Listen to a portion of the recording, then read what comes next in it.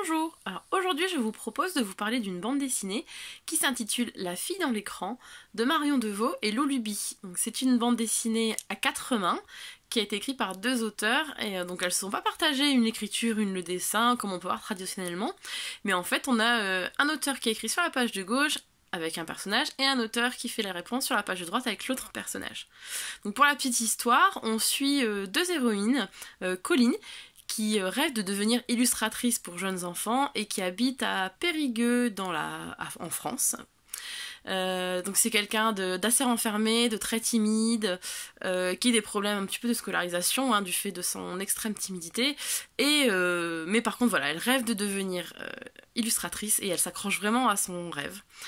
Sur la page de gauche, on va rencontrer Marley, qui elle vit au Canada, au Québec. Donc c'est une Française qui est partie s'expatrier là-bas. À la base, elle était partie au Canada pour faire de la photo, elle est photographe. Et puis de fil en aiguille, les aléas de la vie l'ont amenée à une vie un peu plus tranquille, avec un job alimentaire. Elle est serveuse, elle s'est installée en couple, ils ont des projets d'avenir, maison, bébé, et donc elle s'est enfoncée dans son quotidien et puis elle a plus trop le courage d'en sortir. Elles vont se rencontrer par internet. En fait, Colline, alors qu'elle cherche des paysages pour illustrer, de l'inspiration pour illustrer son projet d'album, elle tombe sur le site photo de Marley et donc elle va lui envoyer un mail pour prendre contact avec elle, lui demander si elle peut utiliser ses photos comme source d'inspiration.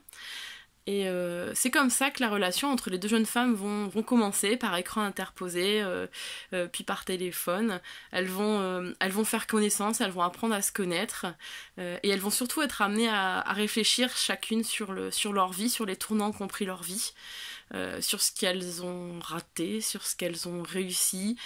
Et c'est une vraie complicité qui va se développer entre les deux, une profonde histoire d'amitié et par la suite histoire d'amour. C'est vraiment très très touchant, ça fait réfléchir sur le quotidien, sur les choix qu'on peut faire professionnellement, personnellement, l'importance des relations familiales, l'importance de l'amitié, l'importance de l'amour, l'importance de la famille, l'importance aussi de trouver la satisfaction dans un travail et surtout de continuer à explorer ses passions. C'est vraiment une chouette série. Ce qui est sympa aussi, c'est la narration. Donc comme je vous disais, en fait, on suit toujours sur la page de gauche Colline, en France, et sur la page de droite Marley. Donc il y a vraiment... c'est vraiment fait comme un échange, il y a un échange d'une page à l'autre, droite, gauche, on bascule de l'une à l'autre, seulement une page. Donc en fait, c'est rigolo parce qu'en fait... Quand l'une envoie un message, on a la réponse de l'autre, ou parfois l'attente, pourquoi elle ne répond pas tout de suite. Et cette mise en page est vraiment très originale. Et chaque artiste a pu garder son style.